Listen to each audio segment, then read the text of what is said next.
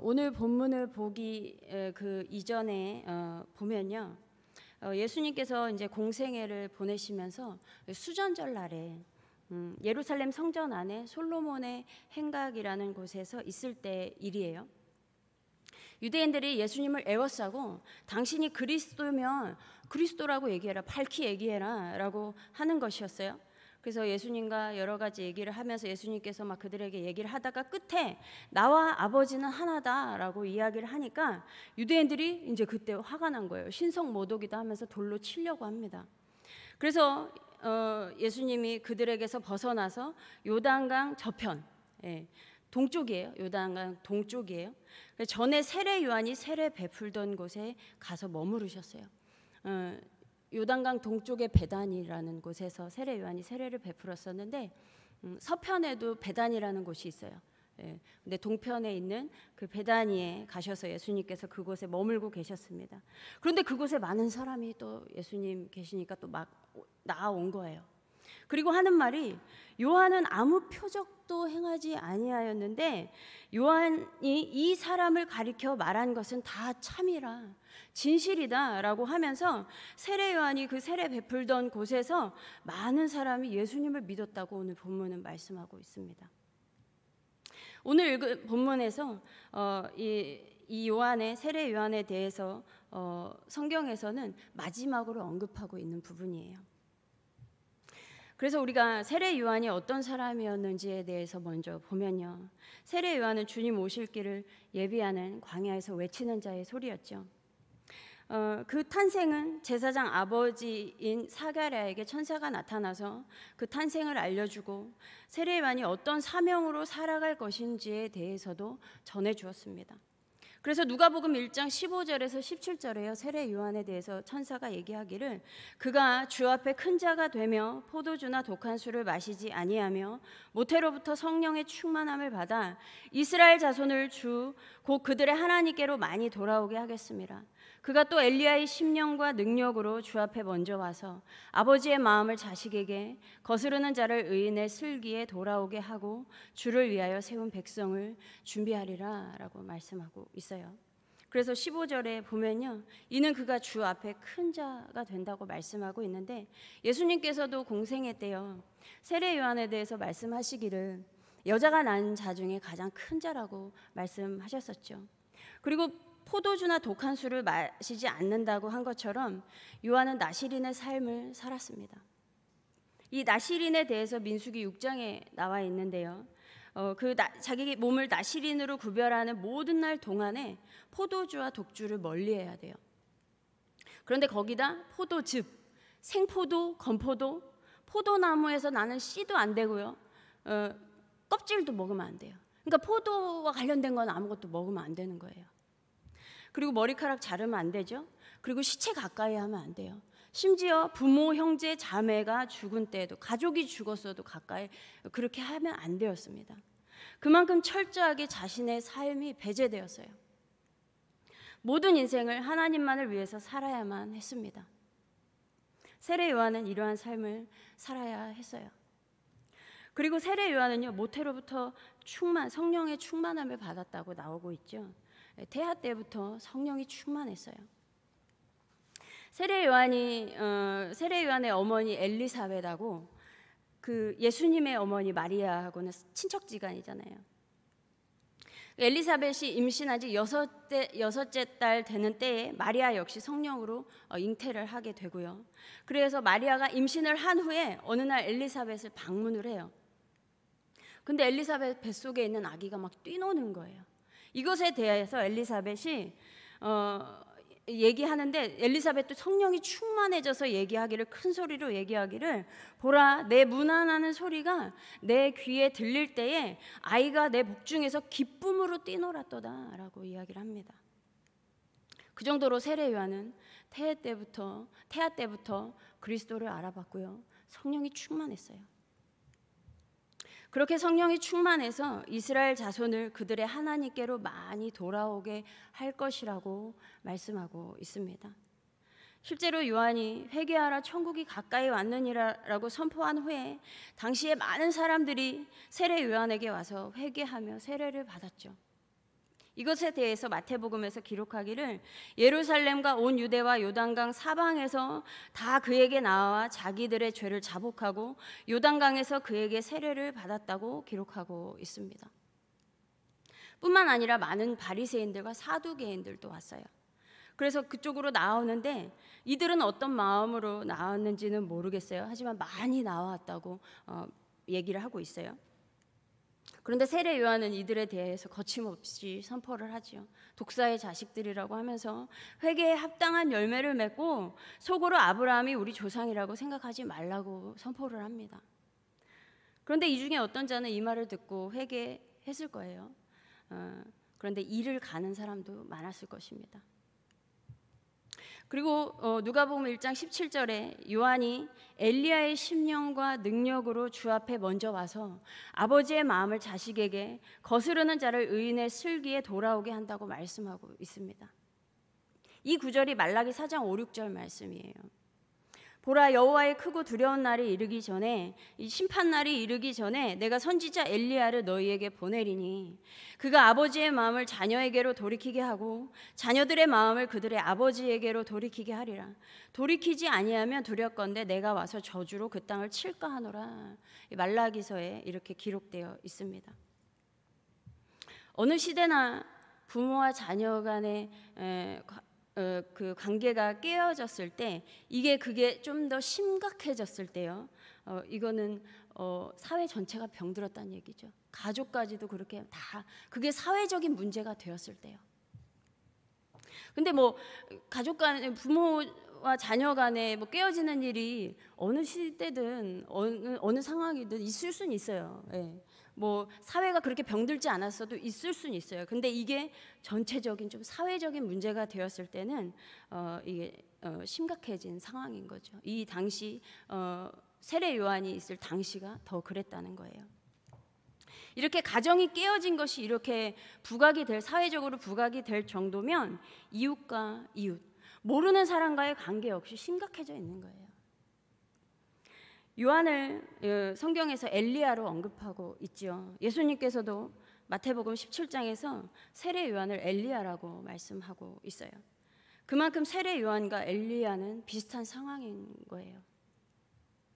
엘리야의 심령과 능력으로 사역을 해야만 하는 상황이었던 것입니다.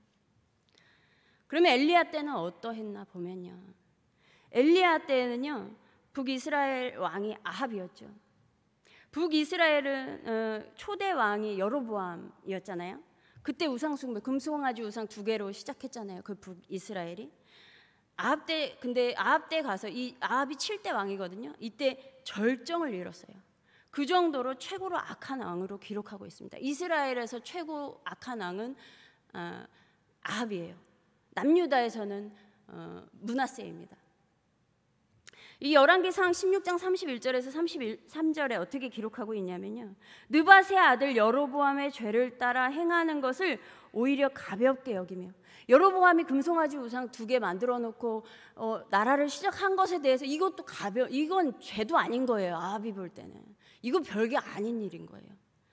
그래서 시돈 사람의 왕 엣바알의 딸 이세벨을 아내로 삼고 가서 바알을 섬겨 예배하고 사마리아에 건축한 바알의 신전 안에 바알을 위하여 제단을 쌓으며 또 아세라상을 만들었으니 그는 그 이전에 이스라엘의 모든 왕보다 심히 이스라엘 하나님 여호와를 노하시게 하였더라. 여로보암이 금송아지 우상 2개 만들어 놓고 이것이 우리를 애굽에서 인도해낸 여호와 하나님이다 라고 했던 것도 큰 죄악이었어요. 우상을 만들어 놓고 이게 하나님이다라고 했던 것도 큰 죄악인데, 아합은 이제 그런 것도 아니에요. 이제 여호와 하나님을 아예 버리고 그냥 바알을 섬기는 거예요. 이 아합의 아내 이세벨이요, 온 나라에 바알 숭배가 퍼지게 하는데 1등 공신이었죠. 그리고 아합은요 이세벨이 하자는 대로 다 했습니다. 당시 하나님의 법은 완전히 무시되었고요, 이들은 자신들 멋대로 나라를 운영했어요. 이것에 대하여 엘리야가 하나님의 말씀을 대언할 수밖에 없었죠. 그래서 아합에게 우상 숭배의 징계로 가뭄이 올 것에 대하여 선포하기도 했습니다. 이것뿐만이 아니죠. 이렇게 아합에게 하나님의 징계의 말씀을 전하고요, 엘리야와 아합은 계속 이렇게 대치 상황이 되다 보니까 한 번은 열왕기상 18장에서요, 아합이 엘리야를 만나러 가요. 가다가 엘리야를 보고서요 뭐라고 하냐면요, 이스라엘을 괴롭게 하는 자라고 해요. 아합이 엘리야한테 그래요. 이스라엘을 괴롭게 하는 자라고. 그러니까 엘리야가 뭐라고 하냐면요, 내가 이스라엘 괴롭게 한 거 아니다 라고 하죠. 당신과 당신의 아버지의 집이 지금 이스라엘을 괴롭게 하고 있다. 여호와의 명령을 버렸고 당신이 바알들을 따랐다라고 얘기를 합니다. 그리고 이 뒤에요, 갈멜산 대결을 해요. 이 여호와가 참 하나님이라는 것이 너무 극명하게 판명이 났는데도 아합은 돌이키지 않고요, 이세벨은 엘리야를 죽이려고 하죠. 이렇게 엘리야는요, 하나님의 말씀이라면 두려움을 무릅쓸 수밖에 없었어요. 그래서 진리를 선포했습니다. 이것은 세례 요한도 마찬가지예요. 세례 요한이 활동하던 시대 역시 만만치 않은 시대였습니다.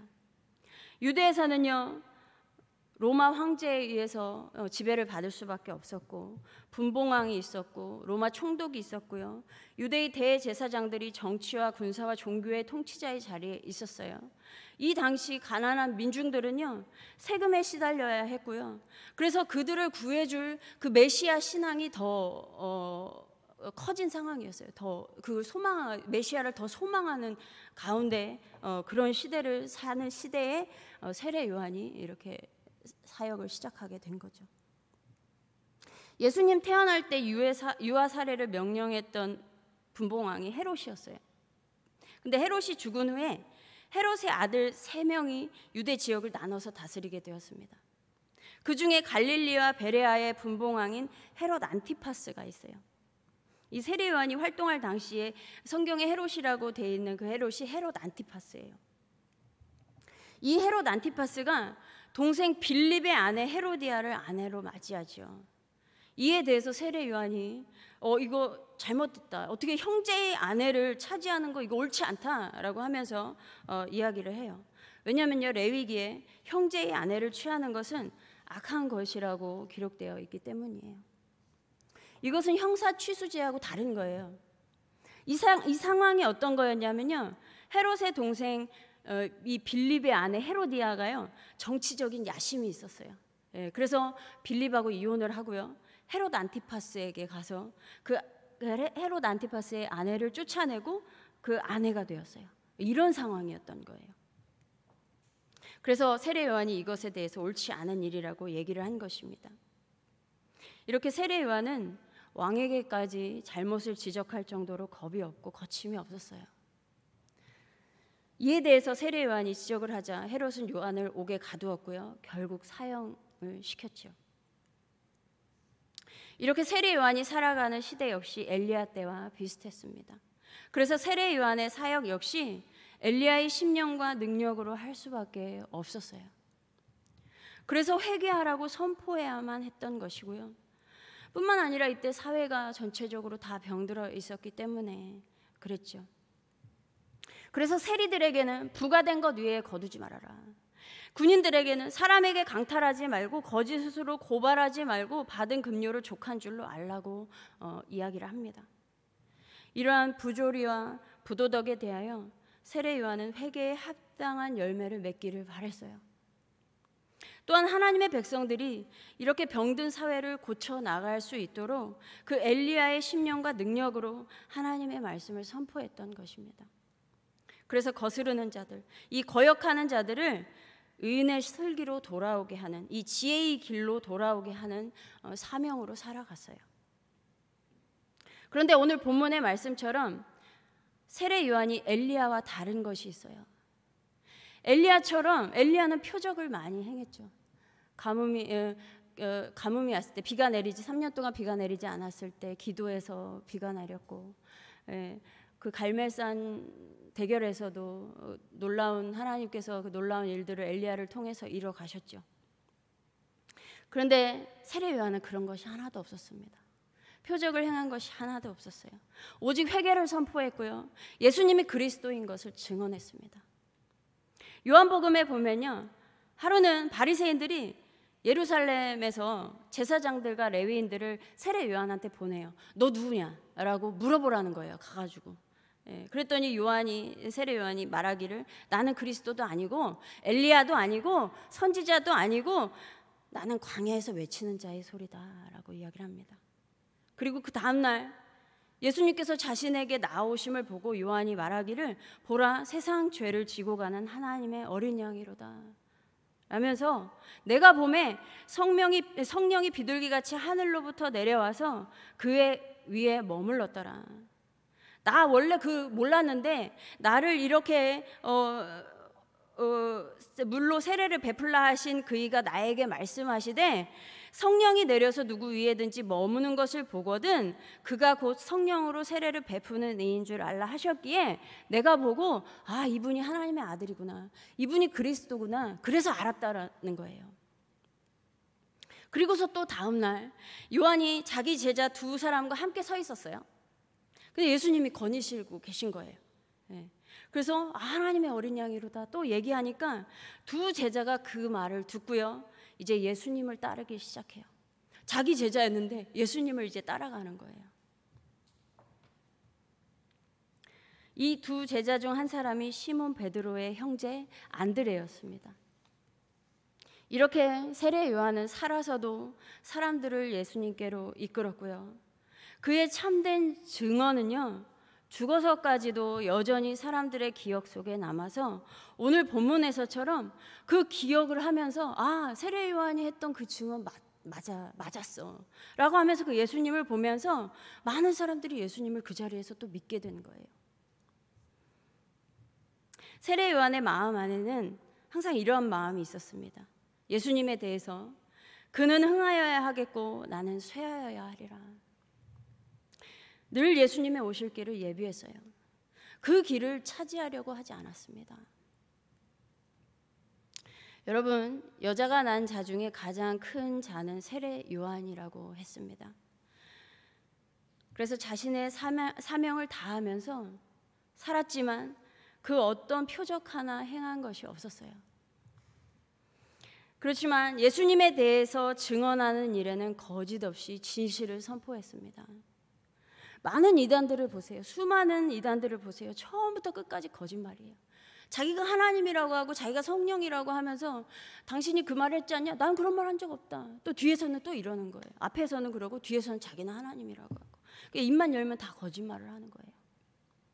그러나 세례 요한이 한 말은 거짓이 없었습니다.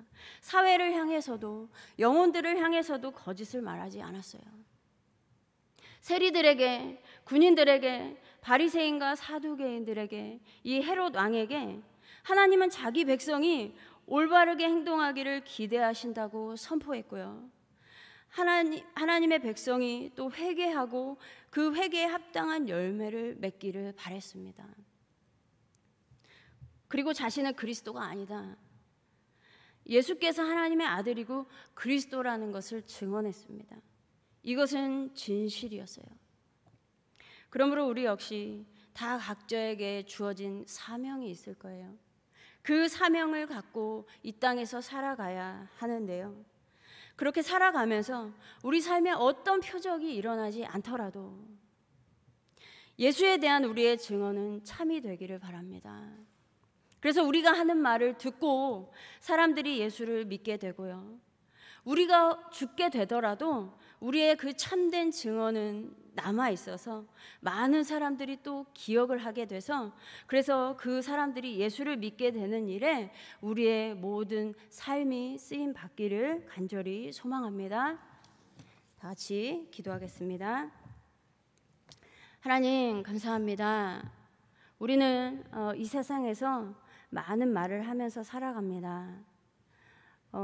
그러나 우리의 입술의 고백들이 늘 진실되게 하시고 우리의 삶이 늘 예수 그리스도를 증거하며 증언하게 하여 주시옵소서. 우리의 삶 가운데 그 어떤 놀라운 표적이 하나도 일어나지 않을지라도 그것에 안타까워하기보다 오직 내 입술에서 나오는 진실된 고백만이 가장 큰 능력임을 믿으며 하나님 예수 그리스도를 증거하는 삶을 살아가게 하시고 또한 우리가 그 삶을 마치고 그 후에 남아있는 사람들이 우리의 증언을 기억하며 예수께로 돌이키는 그 놀라운 일들을 하나님 우리를 통하여서 이루어 가시기를 간절히 소망합니다. 또한 그 일들이 한성교회를 통하여서 이루어질 때에 하나님께 영광이 되고 하나님의 나라가 더욱더 확장되는 귀한 은혜 허락하여 주시옵소서. 감사드리며 우리 주 예수 그리스도의 이름으로 기도드립니다. 아멘.